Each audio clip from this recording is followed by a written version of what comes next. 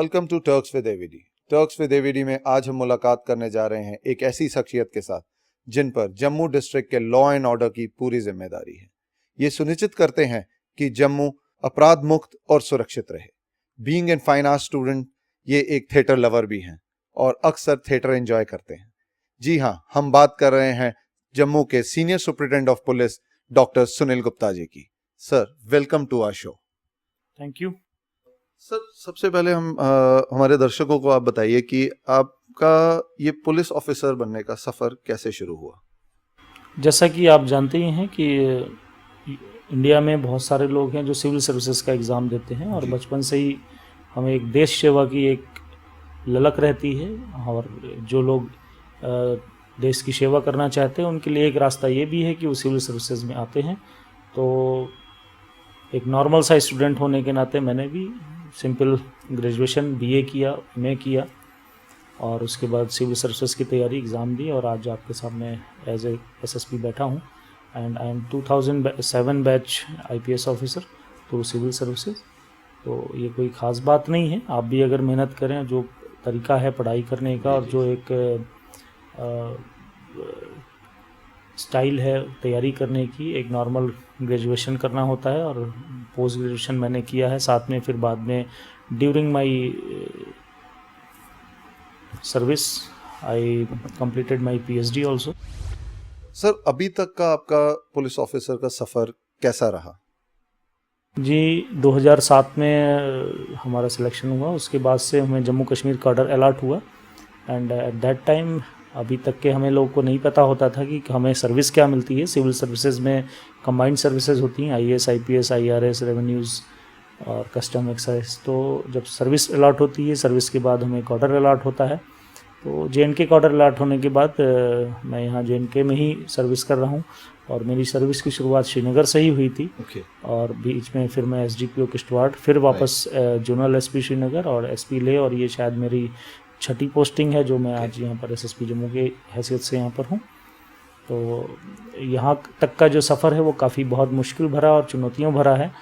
Jammu Kashmir state एक normal state से कहीं ज़्यादा इम्पॉर्टेंट स्टेट है, एक बॉर्डर स्टेट, और चूँकि एक ट्रबल एरिया में ये स्टेट इस्टेब्लिश है स्ट्रेटजिक व्यू से भी। और यहाँ पर लॉ एंड ऑर्डर हो, चाहे मिलिटेंसी हो, चाहे क्राइम हो, सभी डिफरेंट तरीके के हैं और यहाँ पर काफ़ी चुनौती भरा काम है पुलिस के लिए और पुलिस को मल्टीफेरस काम करने पड़ते हैं ढेर सारे। तो यहाँ आने के बाद अभी तक का जो सफ़र है मैं इसको एक सफल ही सफ़र मानूंगा, क्योंकि इस तरह की पोस्ट के लिए गवर्नमेंट ने हमें अगर सेलेक्ट किया है और यहाँ पर बैठाया है तो ये निसंदेही पहले मैंने कुछ काम जो हमारे करियर के हैं वो ठीक ही होते हैं, तभी हमें इस तरह की पोस्ट जिम्मेदारी दी जाती है और इस पोस्ट की बहुत बड़ी जिम्मेदारी है। और मैं आपके चैनल के माध्यम से जनता से सहयोग की ही अपील करूंगा हमेशा। एक पुलिसमैन जो कि JNK पुलिस का ख़ास तौर से है, चाहे कोई भी सिक्योरिटी फोर्स है, चाहे हिंदुस्तान की पुलिस है, चाहे वर्ल्ड की पुलिस है, आज एक डिफरेंट दौर से गुजर रही है जहाँ पर लोगों की अपेक्षाएं आकांक्षाएं बहुत ज़्यादा हैं, विशेष बहुत ज़्यादा हैं कि वो चाहते हैं कि हम ऐसे काम करें और इतनी स्पीड में काम करें जैसे कि WhatsApp और SMS चल रहा है, बट सिस्टम एक ह्यूमन सिस्टम पर चलता है। तो मैं लोगों से यही गुजारिश करूँगा, पुलिस को ताउन दें, बिल्कुल जैसे बाकी डिपार्टमेंट्स में भी बहुत सारे कुछ लोग होते हैं ख़राब, तो पुलिस महकमे में भी कुछ लोग होंगे, बिल्कुल हैं, और उनका पर नियंत्रण करने के लिए ही ये हायरार्की सिस्टम होता है। सुपरिटेंडेंसी, इंस्पेक्टरशिप, ये नियंत्रण करने के ही तरीके हैं। काम करने के लिए नीचे ग्राउंड लेवल की जो फोर्स है उसके ऊपर 2 से 3% ही ऑफिसर्स होते हैं जो कंट्रोल करते हैं बाकी 95% लोगों को।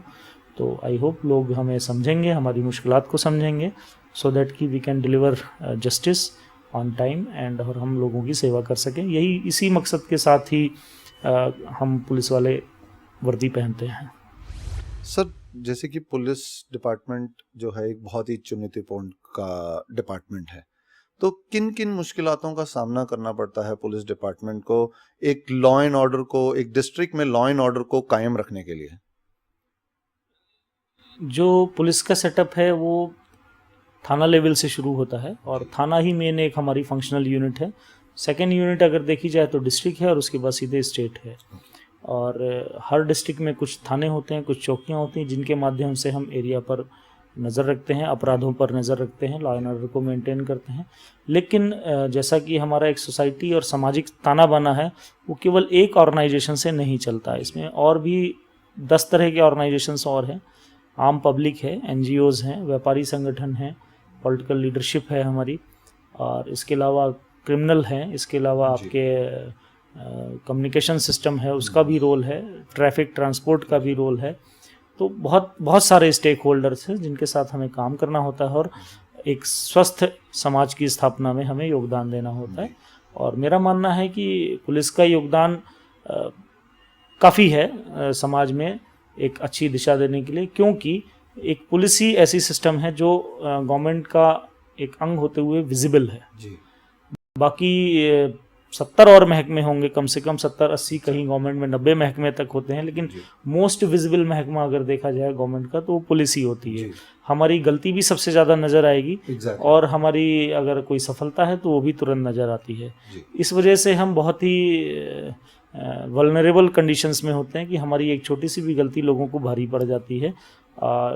मैं फॉर एग्जांपल मैं किसी पर कोई कटाक्ष या कोई कमेंट नहीं करूंगा, लेकिन फॉर एग्जांपल अगर डॉक्टर्स से महीने में 1-2 बार कोई ना कोई चूक हो जाएगी, कोई ना कोई प्रॉब्लम हो सकती है, किसी एडवोकेट से केस वो 10 में से 2 भी हार सकता है, बट पुलिस अगर कहीं 100 में से 1 जगह भी फेल होती है तो हमारी वो 99 जो सफलताएं हैं वो बेबुनियाद हो जाती हैं।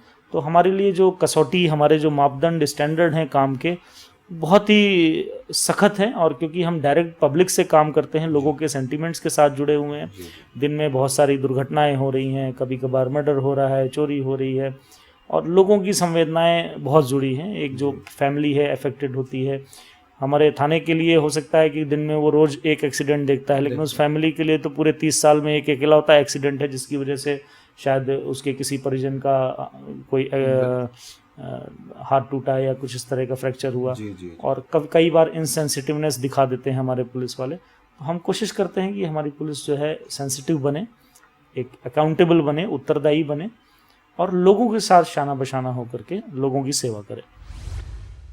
सर, अक्सर देखा गया है कि लोग शिकायत करते हैं कि पुलिस डिपार्टमेंट में जो पुलिस ऑफिसर्स हैं या जो अगर हम थाने की बात करें, वो लोग उनको तंग करते हैं। तो इसके ऊपर आप क्या कहना चाहेंगे? जी बिल्कुल, इस तरह के लोग हैं, हर महकमे में इस तरह के लोग हैं। और इसमें जो एक सबसे बड़ी बात है कि बाकी महकमे में जो भी इस तरह के करप्शंस होते हैं उसमें कहीं ना कहीं बेनिफिशरी पब्लिक होती है, इसलिए उनको एहसास नहीं होता है कि उसके बदले उनको बेनिफिट मिलता है करप्शन के। पुलिस महकमे में हम पब्लिक को असुविधा से बचाते हैं, हम उनको डायरेक्ट कोई लाभ नहीं देते हैं, हमारे काम करने से उनको नुकसान नहीं होता है। और जैसे ही हमारे ना काम करने से उनका थोड़ा नुकसान होता है, डेफिनेटली बात है, लोग परेशान होते हैं और पुलिस को मानते हैं कि जिम्मेदार है। और जो आप कह रहे हैं कि अच्छे से बात नहीं करते हैं, बिल्कुल हमारी फोर्स बहुत बड़ी है। फोर्स का जो लेवल पहले था, I think 5th class 8th class pass भी लोग थे। और मैं क्लास की बात नहीं करूँगा, जब एजुकेशन सिस्टम क्लास पर नहीं था, इसके बावजूद भी लोग बहुत अच्छे होते थे। और मुझे लगता है ये कहीं ना कहीं काम का दबाव है, काम ज़्यादा है लोगों का, और एक जो ऑल वर्ल्ड रेशियो है उससे कम रेशियो में पुलिस यहाँ पर है हमारे इंडिया में।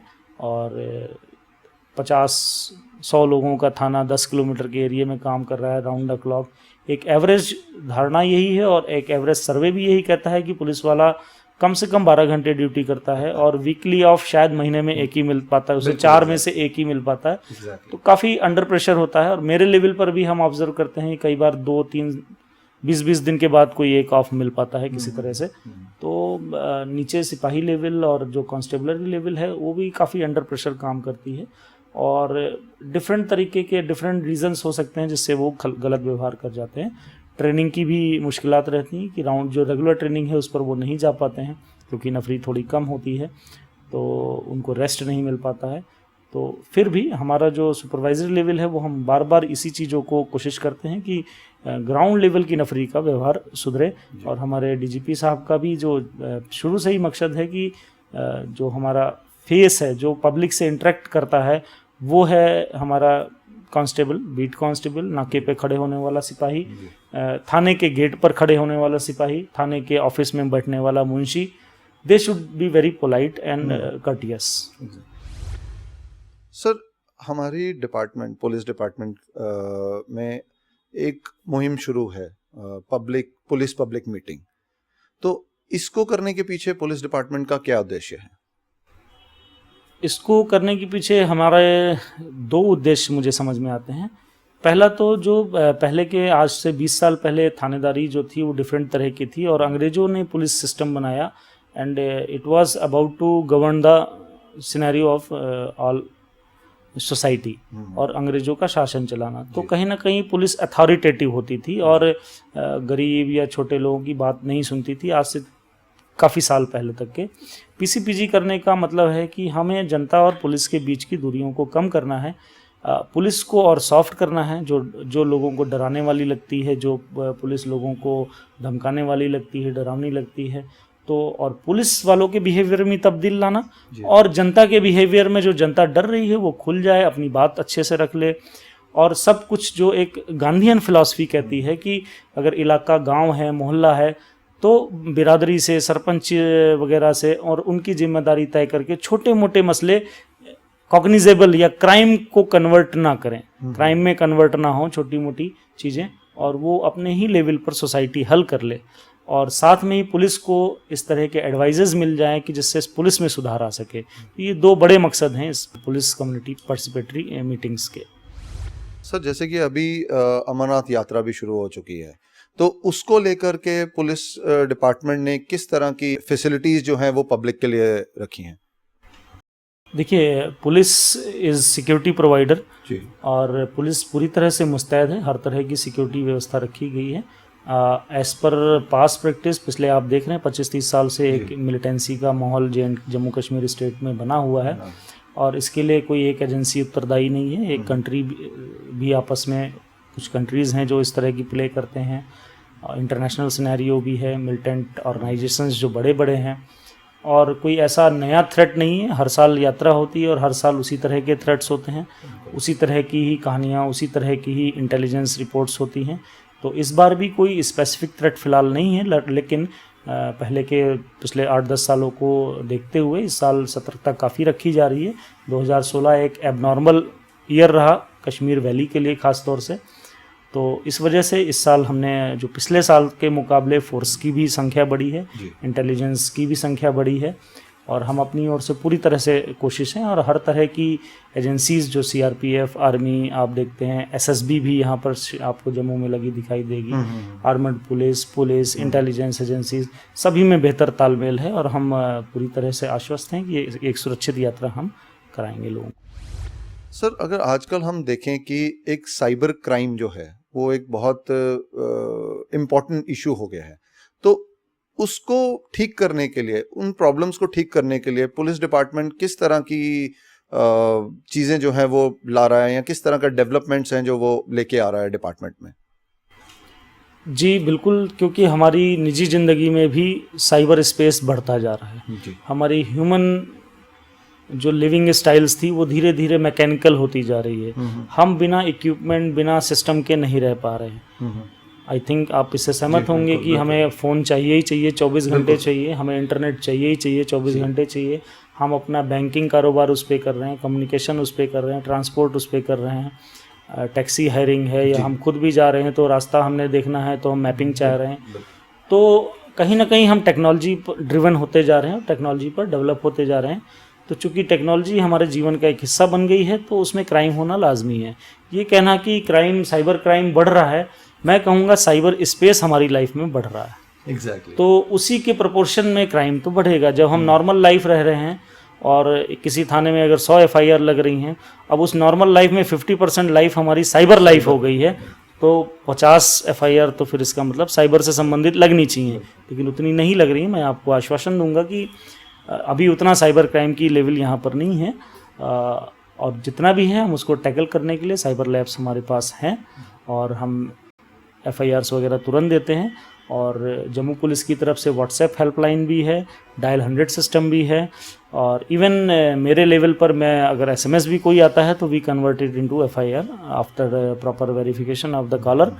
और बहुत सारी चीज़ें जम्मू पुलिस ने भी लॉन्च करी हैं। हमने कुछ ऐप्स भी लॉन्च किए हैं, जिसमें एक अवतार ऐप है जो free of cost Google app पर है, जिसके जरिए जम्मू पुलिस में जितनी भी पिछले 5-10 साल में गाड़ियाँ चोरी हुई हैं, anti vehicle theft and recovery app बनाया हमने।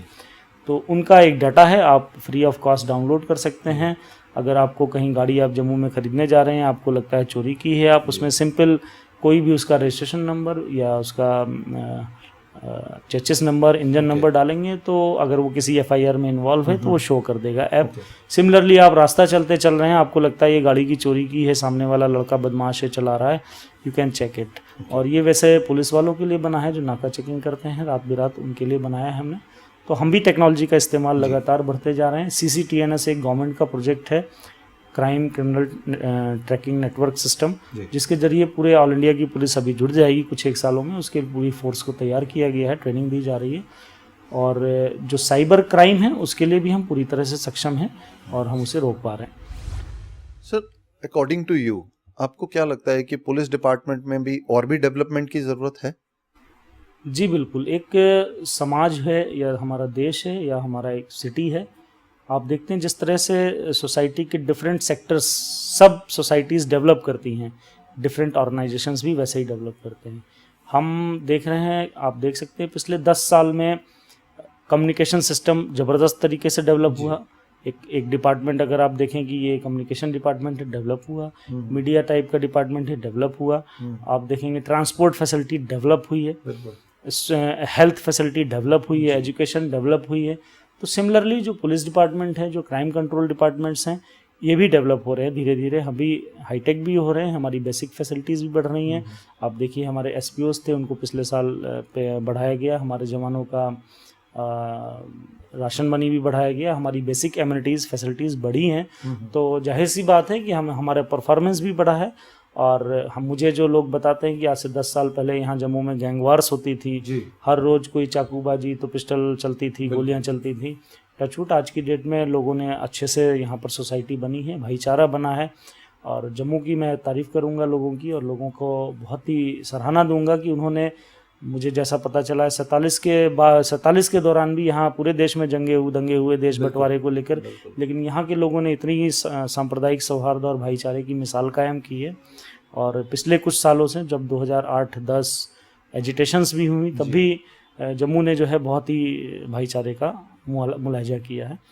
तो इस तरह से जो है हम भी पूरे डिपार्टमेंट को हम डेवलप करते हैं धीरे धीरे, और एक प्रोसेस है जिसके तहत नई टेक्नोलॉजी, नए तरह के सिस्टम्स लॉन्च होते रहते हैं, और पुलिस महकमा पूरी तरह से आगे आने वाले समय के लिए तैयार है। सर, एक इम्पॉर्टेंट क्वेश्चन है कि मतलब जैसे हम लोग क्या डिपार्टमेंट ने कोई ड्रेस कोड आम पब्लिक के लिए रखा हुआ है कि जैसे कि अब रात बेरात किसी को अगर पुलिस स्टेशन जाना हो या कभी भी जाना हो तो उनको शॉर्ट्स, निकर्स और उस तरह के जो ड्रेसेस होते हैं वो अगर उन्होंने पहने हुए हैं तो वो उनको जो है अंदर एंटर नहीं करने दिया जाता डिपार्टमेंट में। तो उसके लिए कोई डिपार्टमेंट ने कोई स्पेशल ड्रेस कोड रखा है कि आम पब्लिक भी मतलब प्रॉपर उसमें ड्रेस में आनी चाहिए? ये ऐसा कोई बात नहीं है। पुलिस डिपार्टमेंट तो जिनके पास कपड़े नहीं हैं उनकी भी मदद करने के लिए बना है। जिनके पास दिमाग नहीं है, इनसेन पीपल हैं, सड़क पर आवारा हैं, अगर वो भी हमें कहीं दिखते हैं और मुसीबत में हैं तो पुलिस उनकी भी मदद करती है। तो मैं आपके चैनल के माध्यम से ये बिल्कुल क्लियर स्पष्ट करना चाहूँगा, कोई भी व्यक्ति किसी भी समय किसी भी हालत में थाने पहुँच सकता है। बट कुछ जैसे एक समाज की भी, एक सोसाइटी की भी अपने नॉर्म्स होते हैं कि हमें अच्छे कपड़े ही पहनने चाहिए। जब हम घर से बाहर है तो सभ्यता और सभ्य कपड़े पहन के जाने की कोशिश होनी चाहिए। अदरवाइज़ ऐसा कुछ नहीं है, कोई भी कैसे भी थाने में जा सकता है, बट डिसेंसी मेंटेन करने के लिए कोई ऐसी बड़ी बात नहीं। अगर किसी ने ऐसा रोका टोका किया है तो आई विल चेक। और लोगों से यही गुजारिश है, पुलिस के साथ ताना बाना शाना बशाना होकर के अपने इलाके को अच्छा रखें। पुलिस जनता के लिए बनी है, जनता पुलिस के लिए नहीं बनी है। जी सर, अब we are just about to end. आप क्या मैसेज देना चाहेंगे हमारे चैनल के थ्रू आम जनता को? मैं कोई ख़ास मैसेज नहीं दूंगा, क्योंकि मेरा मानना ये है कि हम जनता की सेवा के लिए बने हैं। हम जनता को क्या सिखाएंगे, हमें जनता से भी सीखना है। और जनता से हमारी यही अपील है कि पुलिस आपके लिए बनी है और पुलिस वाला आपके बीच में से ही बना है। जैसा ओवरऑल सिस्टम होगा, पुलिस वाला भी उसी तरह से बिहेव करेगा। अगर ओवरऑल हमारी सोसाइटी में 10% करप्शन हम मानते हैं, तो पुलिस में भी 10% करप्शन होगा। अगर आप मानते हैं कि 20% करप्शन है, तो पुलिस जो आपकी जैसी सोसाइटी होगी उसी में से ही पुलिस बनती है। मैं लोगों से गुजारिश यही करूँगा कि पुलिस की भी मजबूरियाँ समझें। हमारे भी लिमिटेड रिसोर्सेज हैं, हमारे भी कार्य क्षमता लिमिटेड है। 100 चोरी होंगी तो 100 में से 100 नहीं निकाली जा सकती। 10 मर्डर होंगे, 10 में से 10 मर्डर सॉल्व नहीं हो सकते। ये ऊपर वाले की भी एक पावर है, और हमारे जो इंसान के पावर में, सिस्टम के बस में जो है, वो जितना हो सकता है हमारी पूरी कोशिश है पुलिस की, जम्मू पुलिस की पूरी कोशिश है कि जम्मू को एक अच्छा स्वस्थ शहर, स्वस्थ समाज और एक अच्छा जम्मू बनाया जाए। तो उसमें हमारी जो भी योगदान की ज़रूरत है, हम अपने पुलिस वालों के साथ, पूरी जम्मू पुलिस टीम के साथ हम पूरी तरह कोशिश कर रहे हैं कि जम्मू को एक अच्छा समाज बनाया जाए। और जम्मू की जो कुछ समस्याएं हैं, अपराध की हैं, चाहे वो ड्रग की हैं, उसके लिए स्पेशल अभियान चलाए जा रहे हैं, लगातार चला रहे हैं हम लोग। और यहाँ पर मैं आपके चैनल के माध्यम से बताना चाहूँगा कि ड्रग्स के खिलाफ स्पेशली जम्मू पुलिस ने अभियान चलाया हुआ है, और लोगों से गुजारिश है खुल करके हमें इन्फॉर्मेशंस दें। Thank you very much sir, अपना कीमती समय हमारे को देने के लिए। Right, thank you. आज हमारे साथ थे जम्मू के senior superintendent of police doctor Sunil Gupta ji. अगले हफ्ते हम फिर मुलाकात करेंगे एक मशहूर हस्ती के साथ। तब तक के लिए थैंक यू।